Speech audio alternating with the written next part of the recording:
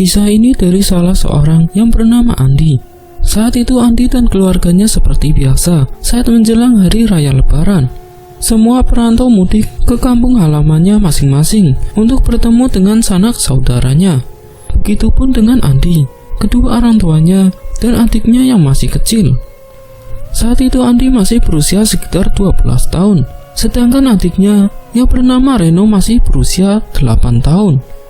Mereka terpaut selisih 4 tahun saja. Bapaknya bernama Pak Gio, istrinya atau ibunya Andi ini bernama Bu Sri. Mereka semua rencananya akan mudik 3 hari sebelum Lebaran. Jarak dari rumahnya ke kampung kakek dan nenek serta saudara-saudaranya kurang lebih menempuh sekitar 3 jam. Dan di mana hari H itu tiba, malamnya mereka mengemasi barang-barang yang akan dibawa untuk pulang kampung, serta beberapa oleh-oleh untuk saudara yang ada di kampung. Karena mereka akan berangkat rencananya waktu pagi dari rumah, soalnya agar jalanannya terang.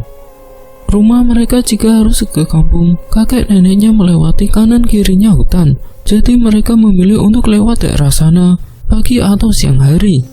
Karena kalau malam takut rawan begal atau perampokan. Ketika semuanya sudah selesai mengemasi barang-barang bawaannya, barang-barang itu dimasukkan ke dalam tas atau bahkan kardus. Andi dan keluarganya segera untuk beristirahat supaya tenaganya bisa terkumpul menempuh perjalanan yang lumayan jauh itu. Singkat cerita, esok paginya Andi dan keluarganya sekitar pukul 7 pagi mereka sudah siap-siap untuk sarapan atau bahkan mandi. Ibunya Bu Sri sudah mempersiapkan masakan untuk mereka sarapan sejak pagi tadi. Setelah selesai sarapan dan mandi, mereka duduk-duduk santai dengan mengecek barang-barang bawaannya. Sekitar pukul 9 pagi, semuanya sudah beres. Mereka bersiap-siap untuk berangkat mudik. Bapaknya sudah menghidupkan mesin motornya sebelum berangkat. Mereka menggunakan 2 motor. Motor yang pertama dipakai oleh Bapak dan Reno, sedangkan motor kedua dipakai Ibu dan Andi. Saat itu Andi belum bisa membawa motor, jadi ibu bapaknya lah yang mengemudikannya.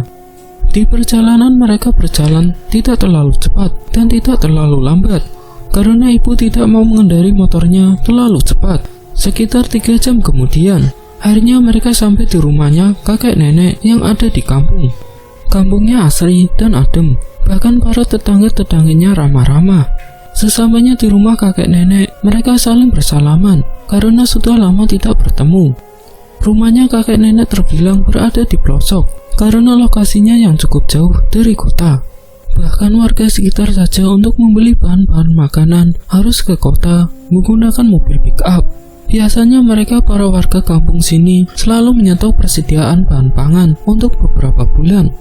Siang itu sekitar jam 1, mereka saling bercengkrama dengan keluarga dan sanak saudara, sedangkan Reno bermain dengan anak-anaknya Bude yang sebayanya. Andi yang bingung harus ngapain, akhirnya dia keliling-keliling kampung untuk mengenali daerah sekitar dan sambil menunggu azan maghrib berkumandang karena masih menjalankan puasa Ramadan. Sesekali dia bertemu dengan warga sekitar dan mereka saling menyapa dengan ramah kepada Andi. Andi berjalan-jalan sendirian hingga tak terasa kalau hari sudah mulai sore. Akhirnya Andi kembali pulang ke rumah kakek neneknya. Itu sekitar pukul 4 sore. "Dari mana kamu?" tanya ibu. "Jalan-jalan Bu, keliling-keliling," ucap Andi. Andi pun segera masuk untuk mandi karena badannya sudah lengket dengan keringat. Saat itu sore-sore ibu dan Bude bahkan bule sedang sibuk memasak di dapur untuk menu buka puasa bersama nanti. Terdengar suara azan maghrib sudah berkumandang. Mereka semua berkumpul di rumahnya kakek nenek untuk berbuka bersama. Malam harinya melaksanakan sholat tarawih seperti biasanya dan tadarus sehabis sholat tarawih. Setelah pulang tadarusan di musola, Andi kembali lagi lalu langsung untuk tidur karena waktu sudah menunjukkan pukul 10 malam. Singkat cerita, di malam takbiran keluarganya mengadakan bakaran-bakaran ayam. Para ibu-ibu sudah menyiapkan beberapa bahan bumbu masakan untuk ayam yang akan dibakar. Namun ada kendala, kayu bakar untuk bakaran-bakaran ini habis, sehingga harus ada yang mencari kayu bakarnya. Untungnya di kampung kakek nenek masih banyak sekali kebun-kebun, jadi memudahkan untuk mencari kayu-kayu bakar. Waktu itu, Pak De Cito yang akan mencari kayu bakarnya sendirian. Karena bosan jika harus menunggu lama di rumahnya kakek nenek, Andi berinisiatif untuk ikut Pak De Cito. "Pak De, aku ikut ya. Bosan di sini," ucap Andi. "Yaudah, ayo. Kalau kamu berani," jawab Pak De. "Beranilah. Masa nggak berani, kan ada Pak De," ucap Andi. Mereka berdua akhirnya pergi menuju ke kebun salah satu tetangganya yang jaraknya cukup jauh dari rumah kakek neneknya. Mereka berjalan kaki. Sesampainya di kebun tersebut, suasananya sangat gelap sekali dan rumput-rumput ilalang yang sudah meninggi. Saat itu Pak De membawa senter yang cahayanya tidak begitu terang sebagai penerangan jalannya. Di kebun tersebut banyak semak-semak belukar dan rumput-rumput ilalang. Mereka berdua melewati jalanan setapak yang tidak terlalu jelas garis jalan setapaknya. Pak De saat itu berada di depan karena dia yang memegangi senternya. Mereka terus berjalan dengan mencari ke kanan dan ke kiri kayu bakarnya, namun belum menemukan juga. Tiba-tiba entah kenapa, Pak De jalannya seperti cepat sekali ke depan, membuat Andi ketinggalan jauh dari Pak De. Langkah jalan Andi menjadi gelap karena senternya dibawa oleh Pak De. Untungnya malam itu sedikit terang bulan, jadi masih bisa melihat jalanannya. Sesekali Andi memanggil-panggil Pak De, tapi Pak De tidak menyahut panggilan Andi. Andi yang saat itu masih kecil dan merupakan seorang anak yang penakut. "Pak De, Pak De," ucapnya lirih. Karena tidak mungkin Andi untuk balik lagi ke arah belakang, Andi pun terus meneruskan jalannya sambil mencari kayu bakar.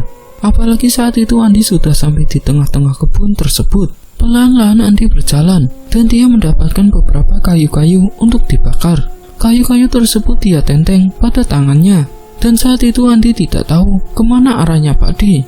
Dia sudah ketinggalan jejak, tapi dia tidak menyerah untuk terus mencari Pak De, karena dia yakin Pak De berada di depan jalan kebun. Langkah demi langkah, Andi menyusuri jalanan kebun tersebut. Tiba-tiba Andi melihat ada sebuah lahan kebun yang seperti dibuat kosong dengan bentuk melingkar, yang di tengah-tengahnya ada pohon besar. Namun Andi kaget saat melihat ke arah bawah pohon besar tersebut. Karena penasaran, akhirnya dia mendekat ke arah bawah pohon besar tersebut. Dan ternyata ada beberapa sesajen, seperti buah pisang, ubi-ubian, dan kembang 7 rupa. Juga ada teko minuman, dan ada cangkir tanah liat di bawah pohon tersebut. Andi yang waktu itu masih kecil, dia tidak mengerti tentang hal-hal seperti itu. Dia pun beristirahat sejenak duduk di bawah pohon besar tersebut. Tubuhnya menghadap ke arah pohon besar. Tiba-tiba, Andi terkejut saat melihat ada sosok bayangan putih melewatinya di belakang pohon besar tersebut dan berbunyi, "Serak." Andi kira saat itu adalah Pak De-nya yang lewat, jadi dia memanggilnya dengan refleks. Pak De, jangan bercanda dong," ucapnya. Tapi tidak ada sautan dari Pak De-nya. Tiba-tiba bayangan putih itu kembali melewati di hadapan kepalanya, sama seperti yang tadi. Akan tetapi Andi tidak berpikir apa-apa tentang bayangan putih tersebut. Di bawah pohon besar tersebut, Andi menemukan ada seperti tali putih bersih. Akhirnya diambillah kain putih tersebut. Kain itu panjangnya sekitar 1,5 meter. Andi berinisiatif untuk mengikat kayu-kayu yang didapatnya dengan menggunakan kain putih tersebut. Karena merasa kesusahan jika harus menenteng kayu-kayu bakar, jadi dia ikat dengan menggunakan tali kain putih itu. Andi pun melanjutkan kembali perjalanannya, karena siapa tahu dia bisa bertemu dengan Pak De Cito. Dengan langkah perlahan, Andi terus berjalan ke depan. Seketika langkahnya terhenti saat tiba-tiba ada bayangan cahaya putih yang datang menghampiri wajahnya Andi. Astagfirullah. Kemudian pandangan kedua matanya Andi kabut dan tidak bisa melihat arah jalan di depannya. Benar-benar gelap. Saat Andi mengucekkan kedua matanya, betapa terkejutnya dia. Andi sudah berada di depan gedung. Dia tidak tahu gedung itu tempat apa. Yang Andi tahu, saat itu gedung tersebut seperti bangunan Belanda yang sudah tua dan terlihat kotor kumuh. Gedung itu tinggi dan berpilar-pilar di depan gedungnya. Dan kebun yang sebelumnya dia tempati itu menghilang entah kemana. Dari situ Andi terus beristighfar dan membacakan doa-doa yang dia hafal. Karena dia tahu, dia bukan di alam nyata, melainkan di alam lain. Gedung itu terlihat seperti sepi, tidak ada orang, tetapi terdengar suara ramai, seperti sedang berada di pasar. Tiba-tiba cahaya putih itu kembali, menghampiri ke wajahnya Andi. Kali ini bayangan tersebut menampakkan wujudnya. Makhluk itu wajahnya hancur, banyak darahnya. Karena kaget, Andi pun terjatuh, beserta dengan kayu-kayu yang dibawanya. Astagfirullah, teriaknya. Aduh, ucapnya menahan sakit. Pandangannya kembali kabut, dan saat mengucek-ngucek kembali kedua matanya itu, sekarang dia sudah berada di sebuah kebun yang sebelumnya. Perasaan Andi saat itu benar-benar bingung, seakan tidak percaya dengan apa yang barusan terjadi dengan dirinya. Dia terus membaca doa-doa dan beristighfar, akhirnya melanjutkan kembali perjalanannya ke depan. Hingga akhirnya dia bertemu dengan sebuah pohon yang tumbang dan menghalangi jalannya. Betapa terkejutnya dia. Di batang pohon yang melintang di bawah tanah tersebut, ada seseorang gadis duduk di batang tersebut dengan menggunakan baju merah dan rambutnya panjang. Namun Andi yakin kalau wanita tersebut bukanlah manusia, melainkan sosok hantu. Karena mana mungkin ada sosok wanita duduk sendirian di dalam kebun. Sosok wanita tersebut menghadap ke arah depan, sedangkan Andi berada di belakangnya. Dari belakang sosok wanita tersebut bertubuh langsing, usianya sekitar 20 tahunan ke atas. Andi seketika tubuhnya bergetar dan terasa kaku, apalagi keringatnya mulai bercucuran. Andi masih terus membaca doa-doa. Saat itu Andi benar-benar bingung harus melewati ke depan atau ke belakang. Karena jika dia harus putar arah, dia akan semakin jauh. Dan saat itu Andi iseng-iseng untuk menanyakan kepada sosok wanita tersebut dengan perasaannya yang campur aduk. Akan tetapi mau tidak mau, Andi harus tetap melanjutkan perjalanannya. Assalamualaikum, permisi mbak, jalan keluar dari sini kemana ya? Tanya Andi. Namun sosok wanita itu masih saja belum mau memalingkan wajahnya. Akhirnya Andi tanya untuk yang kedua kalinya. Assalamualaikum, permisi mbak, jalan keluar dari sini kemana ya? Tanya Andi. Tapi masih saja tidak ada jawaban. Andi pun menepuk pundak sosok wanita tersebut. Sosok wanita tersebut mengangguk dan Andi pun menanyakan kembali. Assalamualaikum, permisi mbak, jalan keluar dari sini kemana ya? Tanya Andi. Sosok wanita bergaun merah tersebut langsung menunjuk ke arah depan tanpa mengeluarkan suaranya. Oh iya, terima kasih ya mbak, jawab Andi. Karena Andi penasaran dan ingin tahu seperti apa wajahnya sosok wanita tersebut, Andi pun menengok ke arahnya dengan perlahan-lahan. Astagfirullah, teriak Andi dengan berlari dengan sekencang-kencangnya saat melihat wajah sosok wanita tersebut yang hancur, matanya melotot dan banyak darah yang mengalir dari wajahnya. Saat Andi berlari dengan kencangnya, rasanya seperti tidak sampai-sampai dan seperti lambat larinya, padahal sudah dengan sekuat tenaganya. Tiba-tiba saat Andi melihat ke arah atas, sosok wanita bergaun merah tersebut terbang di atasnya Andi dengan mengeluarkan suara khasnya. Bisa dibilang sosok wanita tersebut adalah kuntilanak merah. Beberapa saat kemudian, akhirnya Andi menemukan jalan yang nampak terang dan ada beberapa rumah warga. Andi merasa lega, sudah bisa keluar dari kebun tersebut. Akan tetapi dia belum menemukan Pak Dejito. Di depan jalan ada sebuah warung yang masih buka. Andi pun menanyakan kepada salah satu warga. Itu ke sana nak, lurus lalu belok kanan, ucap salah satu warga. Oh ya, terima kasih ya pak, jawabnya Andi. Andi pun akhirnya sampai di rumah kakek neneknya. Ternyata semua saudaranya sudah menunggunya dan berkumpul. Kamu dari mana nak? Ucap ibunya dengan meneteskan air mata. Namun nafasnya Andi masih ngos-ngosan dan belum bisa untuk menceritakan semua apa yang telah terjadi dengannya. Ibu pun menyuruhnya untuk duduk terlebih dahulu dan diberikan segelas air putih supaya Andi tenang. Andi meneguk air putih itu sampai habis tak tersisa. Kedua orang tuanya dan keluarga yang lain cemas serta khawatir dengan Andi karena Andi belum tahu daerah sekitar sini. Sedangkan Pak Dejito dan Pak De Ujang sedang mencari keberadaan Andi ke kebun itu kembali. Beberapa saat kemudian, Patih Cito dan Ujang akhirnya datang. Andi pun menceritakan semuanya apa yang terjadi. Tiba-tiba Patih Ujang nyeletuk. "Itu kain putih apa?" tanyanya pada Andi.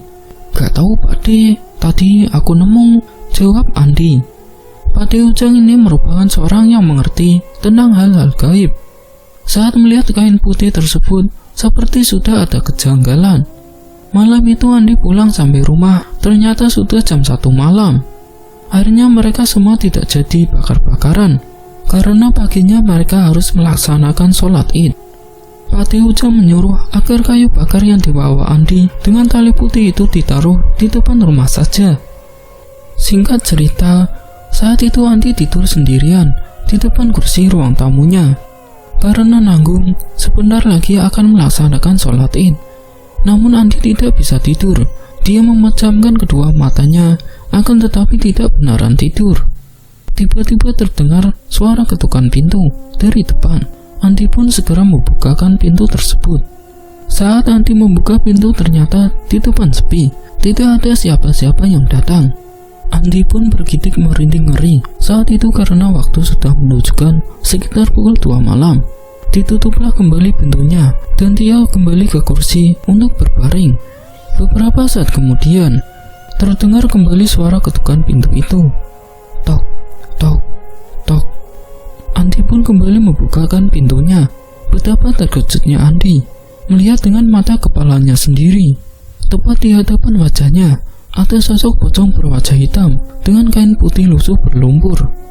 Dengan wajah yang menyeramkan berhadapan dengan Andi, wajahnya penuh dengan nanah berborok dan matanya melotot seperti mau keluar dan mulutnya seperti sobek-sobek. Seketika Andi gemeteran, tubuhnya kaku tidak bisa digerakkan, tubuhnya berkeringat dingin. Andi berteriak kencang hingga Patih Cito, Patih Ujang, dan beberapa orang di rumah terbangun. Namun saat semua keluarganya menghampiri Andi, sosok pocong itu menghilang di hadapan Andi dan meninggalkan kepulan asap. "Ada apaan?" tanya Patih Cito. Andi langsung menceritakan semuanya kepada keluarganya. Dan Andi disuruh untuk beristighfar dan juga membaca doa. Akhirnya Andi tidur di ruang tamu ditemani oleh Patih Cito. Beberapa jam kemudian terdengar suara takbir berkumandang sekitar pukul 5 subuh. Mereka semua pun bersiap-siap untuk mandi karena mau pergi ke masjid. Begitupun dengan Andi, dia segera berjalan menuju ke kamar mandi. Saat itu Andi menggunakan gayung untuk mengguyur air pada tubuhnya. Tiba-tiba saja Andi terkejut ketika melihat ada tangan yang berlumuran darah di bak mandinya. Astagfirullah. Andi memejamkan matanya dan membaca doa terlebih dahulu. Dengan perlahan-lahan Andi membuka kedua matanya kembali dan ternyata tangan penuh darah tersebut sudah menghilang. Dia pun kembali melanjutkan mandinya. Setelah selesai mandi, Andi dan keluarganya bersiap-siap untuk berangkat ke masjid. Singkat cerita, paginya setelah melaksanakan sholat Id, sanak saudara dan keluarganya saling bersalam-salaman dan meminta maaf. Sekitar pukul 10 pagi, mereka menyantap ketupat bikinan neneknya.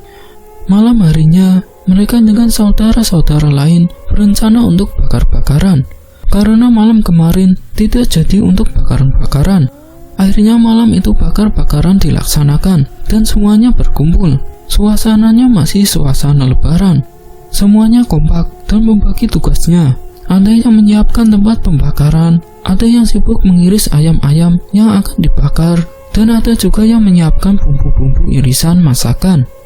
Bakar-bakaran pun berjalan dengan lancar dan mereka saling bercengkrama. Waktu sudah menunjukkan pukul 12 malam. Bakar-bakaran pun sudah selesai. Karena memang malam itu bakar-bakarannya dilaksanakan lebih awal supaya tidak terjadi sama dengan yang kemarin. Semuanya masuk ke dalam untuk beristirahat. Begitu juga dengan Andi. Dia tidur di kamar dan saat tidur Andi bermimpi buruk. Di dalam mimpinya Andi seperti sedang berada di tempat yang sangat gelap dan hanya ada penerangan dari arah depan saja. Ada sosok kakek tua dengan menggunakan tongkat dan berpakaian jubah hitam. menghadap membelakangi tubuh Andi yang berada di belakangnya. Sosok kakek tua tersebut mengatakan sesuatu kepada Andi. "Kembalikan ke tempat semula, jangan sampai dibawa pulang," ucap kakek tua tersebut. Dan tiba-tiba sosok kakek tua tersebut pergi menghilang dengan perlahan-lahan. Seketika Andi terbangun dan tubuhnya dia penuh dengan keringat yang membasahi tubuhnya. Apa maksud dari mimpi tersebut dan apa yang harus aku kembalikan? Ucap Andi dalam hati. Tetapi karena Andi tidak tahu apa yang harus dikembalikan, akhirnya dia membuang jauh pikiran yang ada dalam mimpinya tadi malam. Saat Andi bangun, ternyata sudah sekitar pukul 5 subuh. Akhirnya Andi bangun untuk melaksanakan sholat subuh. Sebelumnya Andi pergi ke kamar mandi terlebih dahulu untuk buang air kecil serta berwudu. Paginya Andi, kedua orang tuanya, dan adiknya bersiap-siap untuk pulang ke kota. Mereka pulang sekitar pukul 9 pagi, seperti biasanya. Sebelum pulang, mereka berpamitan terlebih dahulu kepada kakek dan nenek, serta saudara-saudara yang lain. Setelah semuanya siap, mereka segera untuk pulang dengan menggunakan motornya. Saat di perjalanan, Andi merasakan seperti ada yang mengganjal di saku depan bajunya. Saat Andi lihat, ternyata ada tali kain putih di dalam saku tersebut. Padahal Andi sadar kalau kain putih tersebut dia tinggal di rumah kakek dan neneknya. Tapi kenapa tiba-tiba ada di sakunya? Tali kain putih tersebut Andi letakkan kembali ke sakunya. Dia menikmati di kanan kirinya ada hutan. Saat Andi melihat ke arah kanan, pandangannya bagus, banyak pepohonan karet. Tiba-tiba saat Andi menengok ke arah kiri, ada sosok pocong yang waktu itu menghampiri di depan pintu. Sosok pocong itu menatap tajam ke arah Andi, dan baunya sangat menyengat, seperti bangkai binatang.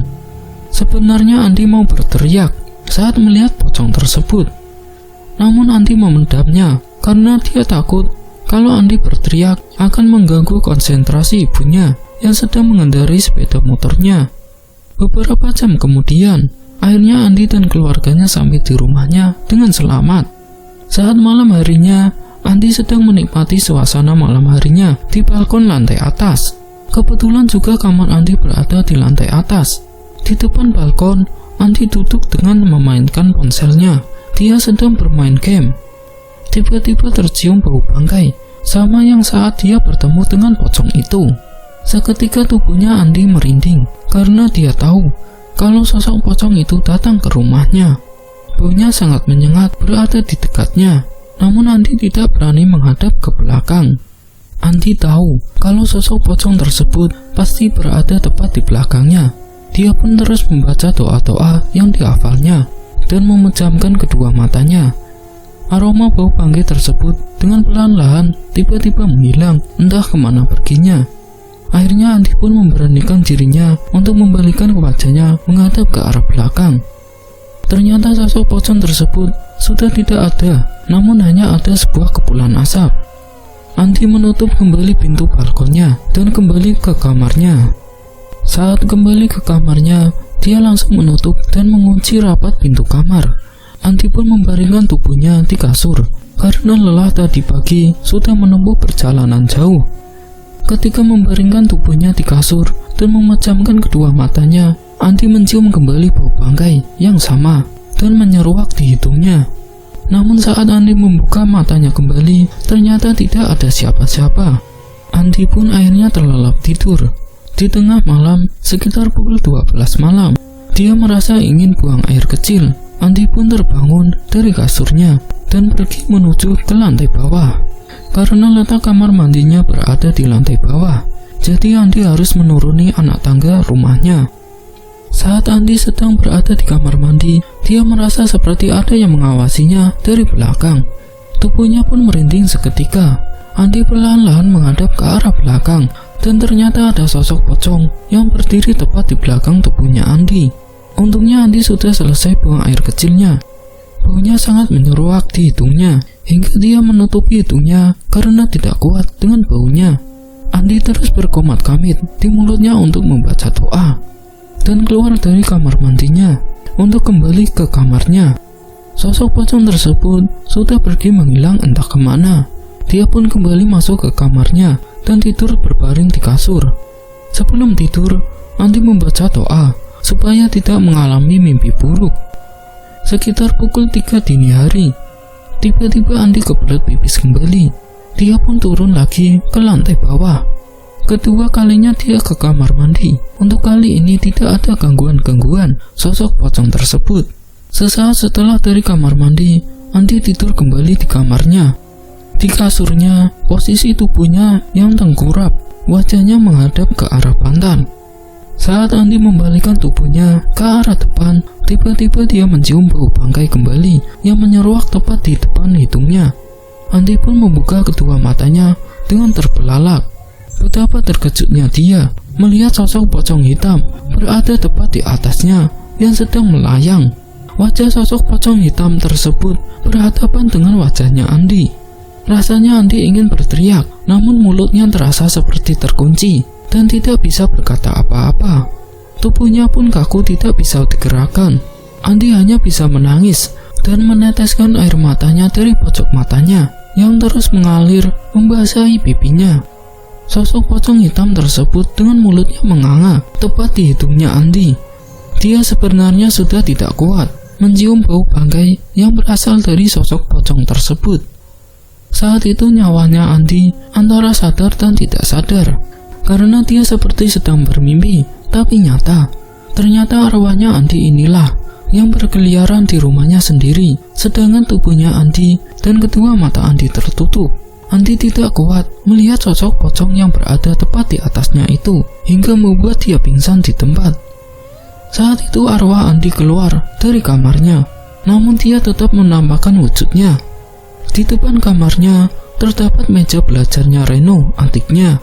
Dia menanyakan kepada Reno yang sedang menatap buku-bukunya. "Reno, kamu sedang apa pagi-pagi gini?" tanya Andi. Namun Reno tidak menjawab pertanyaan dari Andi. Dia hanya diam dan Reno tetap fokus seakan tidak melihat keberadaan Andi. Dalam hatinya, Andi pun terus bertanya-tanya, ngapain Reno menjadwal buku pelajaran sekolah? Padahal kan masih suasana libur lebaran, ucapnya dalam hati. Akan tetapi ada yang aneh dengan Reno. Wajahnya Reno ini memucat pasi dan tidak seperti biasanya. Akhirnya Andi pun pergi meninggalkan Reno dan dia turun ke lantai bawah. Dia melihat sekeliling terlihat sepi. Dia terus memanggil-manggil bapak ibunya, "Pak, Bu." Namun tidak ada jawaban dari mereka. Andi pun keluar menuju ke ruang tamu. Saat dia ke ruang tamu, Andi membuka gorden jendelanya. Saat gorden jendelanya itu dibuka, dia terkejut karena di depan rumahnya ada cahaya terang dengan warna merah. Andi mengucek kedua matanya dengan kedua tangannya. Tapi memang benar, cahaya merah itu berada di depan rumahnya. Ketika Andi membalikkan tubuhnya ke arah meja kursi ruang tamu, dia melihat ada bapaknya yang sedang duduk di kursi ruang tamu. Andi berusaha memanggil-manggil bapaknya, namun bapaknya tidak menyaut sama sekali. Pak, Bapak!" teriak Andi. Namun bapaknya tidak menyaut dan bahkan tidak melihat ke arah Andi. Seketika Andi tersadar dari tidurnya. Dia terbangun dan sosok pocong hitam itu sudah tidak ada. Dia mencoba keluar dari kamarnya dan pergi ke ruang tamu. Dengan menuruni anak tangga dengan perlahan-lahan, Andi menuju ke bawah. Dia melihat ada kedua orang tuanya dan adiknya sedang membacakan surat Yasin di bawah. Kedua orang tuanya terkejut melihat Andi sudah tersadar. "Andi, kamu sudah bangun?" tanya kedua orang tuanya. Ibunya menangis dan langsung memeluk Andi dengan eratnya. Saat melihat ke arah jam dinding, ternyata sudah pukul 10 pagi. "Memangnya aku kenapa, Pak, Bu?" tanya Andi. "Kamu dari pagi, ibu dan bapak bangunkan kamu, tapi kamu tidak bangun-bangun dan tidak mendengar," ucap ibunya. "Makanya ibu dan bapak bacakan kamu surat Yasin, tubuhmu saat itu terasa kaku," ucap ibunya. Ternyata Andi mengalami mati suri. Untungnya dia bisa kembali bangun. "Andi, coba kamu cerita sama bapak dan ibu. Kalau ada apa-apa itu bilang, biar kita bisa cari solusi buat kamu," ucap bapaknya.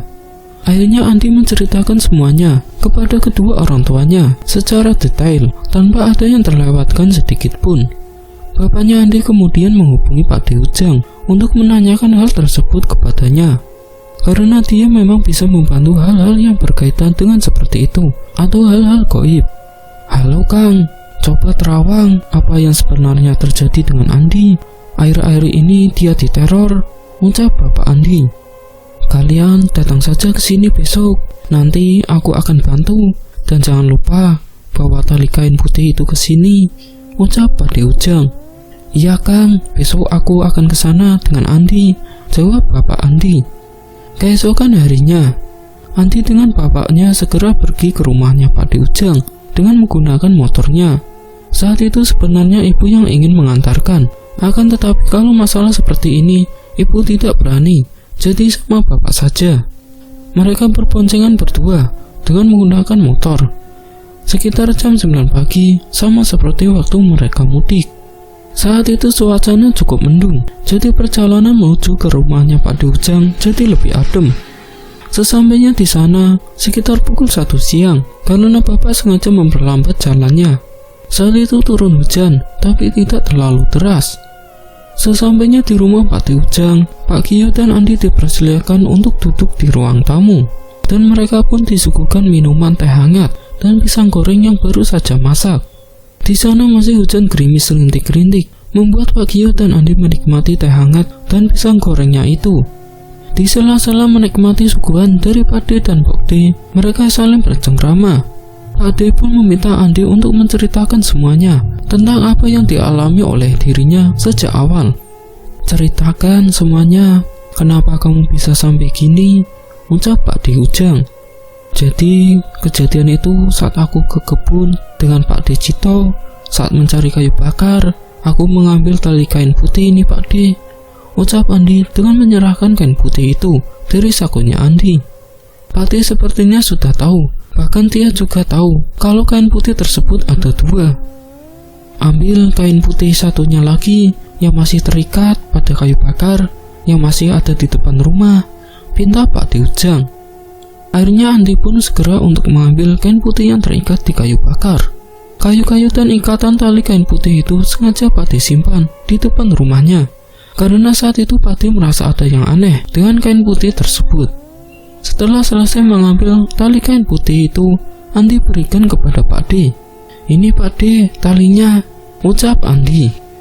Kamu sebenarnya sudah dapat bisikan kan untuk tidak membawa sesuatu pulang ke rumah dan untuk segera mengembalikan kan, ucap Pak De. Pak De ternyata tahu semua apa yang ada di dalam mimpinya Andi. Andi pun mengingat-ingat kembali dan akhirnya dia ingat. Ya Pak De, tapi Andi tidak tahu apa yang harus Andi kembalikan, ucap Andi. Ya kain putih ini yang harus kamu kembalikan ke tempat asalnya, ucap Pak De Ujang. Kamu juga sudah membawa kain ini pulang ke rumah ini, ada sobekannya, tambahnya. Tapi Pak De, aku tidak merobek kain itu. Tiba-tiba saja kain putih itu berada di saku bajuku. Terus memangnya kain putih itu apa Pak De? Tanya Andi. Kain putih ini adalah tali pocong, ucap Pak De. Andi dan Pak Gio pun terkejut mendengar apa yang dikatakan oleh Pak De-nya. Astagfirullah, ucap Andi dan Pak Gio. Penunggu tempat itu dan pemilik tali pocong ini marah sama kamu, makanya pocong itu terus meneror kamu, ucapnya. Kalau gitu kita kembalikan sekarang saja Pak De, ujar Andi. Tidak bisa, kita harus kembalikan tali pocong ini nanti malam, jawab Pak De. Akhirnya mereka semua mempersiapkan diri untuk nanti malam mendatangi tempat itu. Mereka berencana datang ke kebun itu lagi nanti malam, sekitar pukul 10 malam. Pak De juga sudah memanggil Pak De Cito dan juga Om Jafar, omnya Andi, untuk nanti ikut datang ke kebun tersebut. Sekitar pukul 7 malam, mereka makan malam bersama terlebih dahulu di rumahnya Pak De Ujang. Setelah selesai makan malam, mereka semua bercengkrama terlebih dahulu untuk membicarakan tentang nanti proses mengembalikan tali pocong tersebut. Singkat cerita, sekitar pukul 10 malam, Pak De Ujang, Pak Cito, Om Jafar, Bapak Gio, dan Andi segera berangkat ke kebun tersebut. Saat itu Andi dipegangi oleh Om Jafar dan bapaknya. Mereka berjalan perlahan-lahan menuju ke dalam kebun yang penuh dengan semak belukar. Mereka semua berjalan dengan menggunakan penerangan senter. Langkah demi langkah mereka berjalan. Yang berada di barisan paling depan itu adalah Pak Ujang dan Pak Cito. Sedangkan Om Jafar, Pak Gio, dan Andi berada di belakang mereka. Karena Pak tidak mengerti jalan yang saat itu Andi berada di pohon besar, akhirnya mereka bergantian. Sekarang Andi, Om Jafar, dan Pak Gio yang berada di depan. Andi sebagai petunjuk ke arah tempat itu. Setelah beberapa menit kemudian, akhirnya mereka semua sampai pada tempat pohon besar tersebut. Di bawah pohon besar itu masih terdapat beberapa sesajen yang sama seperti waktu itu Andi lihat, yaitu sesajen kembang 7 rupa, ubi-ubian, buah pisang, dan teko minuman serta cangkir. Namun semuanya ini sudah layu, karena memang sudah beberapa hari Andi tidak ke sini. Di sini Pak D, aku ambil tali pocong itu, ucap Andi. Kalian mundur, jangan mendekat, pinta Pak Ujang. Keempat orang tua mundur ke belakang dan Pak Ujang mendekat ke arah pohon besar itu, kemudian duduk bersila di bawahnya. Pak Ujang saat itu mulutnya berkomit-komit merapalkan mantra yang mereka pun tidak tahu apa yang dibacanya. Tiba-tiba saja angin kencang melewati depan pohon besar tersebut, bahkan ada sekelibet bayangan putih lewat. Tiba-tiba saja seperti bicara dengan sosok yang ada di pohon besar tersebut. Sosok itu adalah sosok pocong hitam yang berdiri di depan pohon itu dengan wajah yang menyeramkan. Namun saat itu hanya Pak Ujang dan Andi saja yang bisa melihat sosok pocong tersebut. Apa mau kamu? Kenapa ganggu keponakan saya? Tanya Pak Ujang. Kembalikan kain putih itu, ucap sosok tersebut. Lalu Pak Ujang meletakkan tali pocong itu semuanya diletakkan di tempatnya semula. Itu sudah saya kembalikan, jangan ganggu keponakan saya lagi, ucap Pak Ujang. Namun sosok pocong itu tidak menerima dan masih marah. Dia meminta syarat karena tali pocongnya telah putus dan robek. Syaratnya adalah Andi harus mencari kembang 7 rupa dan nanti dibuat mandi oleh Andi di tempat itu. Baik, kita akan terima syaratnya, ucap Pak Ujang. Setelah selesai berbicara dengan sosok pocong tersebut, kemudian dia menghilang dengan meninggalkan asap. Pak Ujang kemudian memberitahu kepada Andi dan Pak Gio, anakmu ini disuruh untuk mencari kembang 7 rupa dan besok malam kita diminta untuk datang lagi ke sini, ucap Pak Ujang. Akhirnya mereka semua pun bergegas pulang dari kebun itu. Namun saat mereka memutar badannya untuk balik ke rumah, di tengah perjalanan tiba-tiba mereka semua dicegat oleh sosok pocong dengan wajah menyeramkan itu dan dengan bau busuk yang menyengat. Sontak langkah mereka semua seketika terhenti. Sosok pocong itu seperti masih belum terima dengan Andi. Lalu Pak Ujanglah yang mengatasi ini semua. Tenang, kalian mundur dulu, ucap Pak Ujang. Dia berhadapan langsung dengan sosok pocong hitam itu. Dengan wajah yang menyeramkan, matanya melotot, keluar darah di wajahnya dan bernanah, serta mulutnya yang sobek. Maumu apa? Tanya Pak Ujang. Sosok pocong itu tidak menjawab, hanya saja dia mengangangkan mulutnya seperti marah sekali. Pak langsung membaca doa-doa untuk mengusir sosok pocong hitam tersebut. Dan beberapa saat kemudian, sosok pocong itu pun menghilang dan meninggalkan kepulan asap. Sudah, ayo, jalan lagi, pinta Pak Ujang. Mereka semua masih merinding saat melihat sosok pocong tepat berada di depan matanya. Tubuhnya masih terasa gemeteran, bahkan keringat dingin pun bermunculan. Singkat cerita, keesokan paginya Andi diantar oleh Pak Ujang untuk mencari kembang 7 rupa. Karena Andi tidak tahu kembang apa yang dibutuhkan. Untungnya di daerah kampung kakek neneknya ini masih banyak orang yang berjualan kembang-kembang 7 rupa. Jadi Andi tidak terlalu susah untuk mencari macam-macam kembang 7 rupa tersebut. Andi dan Pak D-nya ini menggunakan motor menuju ke pasar yang jaraknya lumayan jauh. Sesampainya di pasar, Pak Ujang dan Andi langsung mencari penjual kembang 7 rupa itu. Setelah berputar-putar mencari ke sana kemari, akhirnya mereka menemukan penjual kembang 7 rupa tersebut. Bu, beli kembang 7 rupanya, ucap Pakde Ujang. Kembang-kembang 7 rupa itu masih terlihat segar-segar. Setelah selesai membeli dan membayar, mereka langsung pulang ke rumah. Sesampainya di rumah, Pakde menyiapkan sebuah ember yang nantinya akan diisi air kembang 7 rupa. Saat itu Pakde Ujang juga yang menyiapkan beberapa sesajen. Kebetulan di rumahnya sudah banyak persediaan untuk sesajen, seperti pisang, ubi-ubian, singkong, dan teh. Malam hari pun tiba. Sekitar pukul 10 malam, mereka semua datang kembali ke tempat kebun itu lagi, dengan membawa ember berisi air kembang 7 rupa serta gayung dan beberapa sesajen. Semua ini dibantu oleh Pakde Cito dan Om Jafar. Sedangkan Andi dibagangi oleh Bapak dan Pakde Ujang berjalan di depan. Dengan berjalan perlahan-lahan, mereka semua kali ini merasa seperti ada yang mengawasi di sekeliling kebun tersebut. Akhirnya semuanya berdoa dengan khusyuk, dengan terus berjalan. Untungnya tidak terjadi apa-apa, atau bahkan tidak ada sosok-sosok yang menampakkan wujudnya di hadapan mereka. Beberapa saat kemudian, akhirnya mereka pun tiba di tempat pohon besar itu. Sesampainya di depan pohon besar itu, Pakde Ujang langsung melakukan ritual terlebih dahulu untuk mengundang sosok penunggu pohon tersebut agar menjadi saksi ritual yang akan dilakukan Andi. Pakde Ujang duduk bersila dengan merapalkan mantranya dengan mulut yang berkomat-kamit. Tiba-tiba hembusan angin kencang datang dan ada seperti bayangan putih bercahaya datang ke pohon besar itu. Ternyata sosok pocong yang biasanya datang dan berdiri di depan pohon besar itu.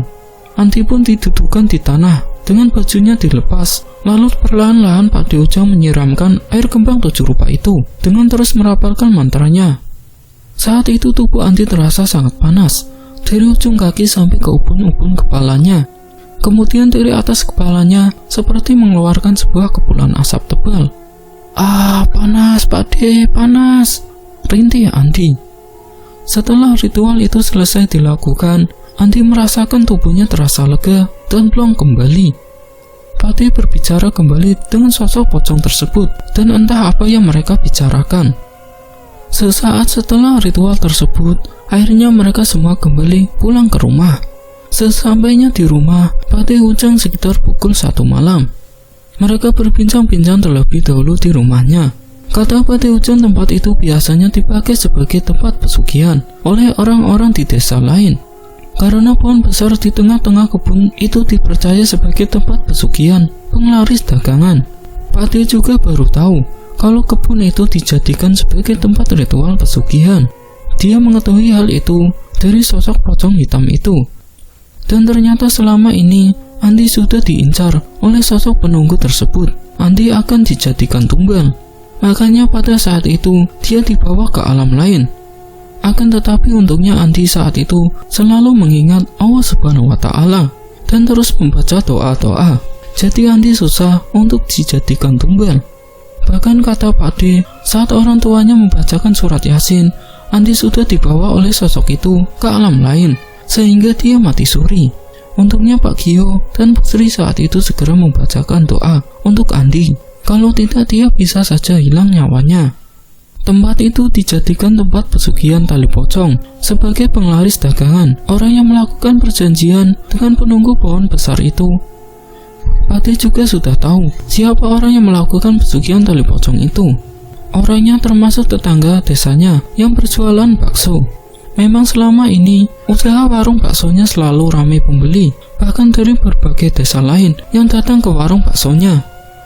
Malam itu juga Pakde Ujang menyiapkan air putih untuk Andi yang sudah dibacakan mantra. Katanya sih untuk menyangkal sosok pocong hitam itu agar tidak mengganggu Andi lagi. "Minumlah nak, sisakan sedikit untuk cuci muka," ucap Pakde Ujang. Air putih itu berada di dalam gelas yang dicampur dengan kembang 7 rupa. Sebenarnya Andi enggan untuk meminum air kembang 7 rupa itu, tapi Andi dengan terpaksa harus meneguknya karena demi dirinya sendiri. "Ayo minum nak, jangan ragu," ucap bapaknya Andi. Dengan menutupi hidungnya dengan tangan, akhirnya Andi meneguk segelas air putih kembang 7 rupa itu. Dan Andi menyisakan sedikit air putih itu untuk dia cuci muka. Setelah selesai meneguk air putih itu, Andi pun mencuci mukanya dengan sisa air putih kembang 7 rupa tersebut. Singkat cerita, keesokan paginya, Andi dan Pak Gio berpamitan untuk pulang ke kota. Andi juga sangat berterima kasih kepada Pak De Ujang yang sudah mau membantu Andi. "Pak De, terima kasih ya, sudah mau bantu Andi. Andi sama Bapak pulang dulu," ucap Andi. Sekitar pukul 9 pagi, mereka berdua pulang ke kota dengan menggunakan motor. Di perjalanan pun Andi sudah tidak diganggu oleh sosok pocong hitam itu lagi. Sesampainya di rumah, Andi beristirahat dan setiap harinya Pak De Ujang selalu menanyakan kabarnya Andi.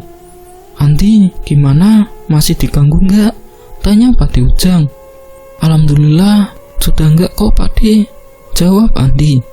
Akhirnya beberapa hari setelah kejadian itu, sekarang Andi sudah tidak diganggu lagi oleh sosok pocong hitam itu. Tapi seminggu setelah dilakukan ritual oleh Pak De Ujang, di kamarnya tiba-tiba saja terkadang Andi masih mencium bau bangkai itu, tapi tidak sampai menampakkan wujudnya lagi. Setiap bau bangkai yang dikenal oleh Andi itu datang, dia selalu membaca doa. Dan tiba-tiba saja setelah membaca doa, bau bangkai tersebut hilang seketika. Andi juga sempat diruqyah. Dia dibawa oleh kedua orang tuanya ke Pak Kiai Pintar untuk meruqyah tubuhnya Andi. Dan ternyata tubuhnya Andi ini ditempeli oleh sosok kuntilanak merah yang waktu itu berada di tengah kebun. Sosok kuntilanak merah itu ternyata menyukai tubuhnya Andi. Pantesan saja Andi lebih sering teriak-teriak sendiri dan kadang ketawa-ketawa sendiri. Tetapi setelah diruqyah oleh Pak Kiai, alhamdulillah sekarang Andi sudah normal kembali. Dan tidak ada lagi gangguan-gangguan yang mengganggu Andi. Bahkan sekarang dia lebih rajin beribadah, sholat 5 waktu. Bahkan sholat sunnah pun terkadang dia lakukan. Andi juga lebih sering membaca Al-Quran. Dari kejadian ini, semoga kita semua bisa mengambil hal positif dan buang hal negatifnya.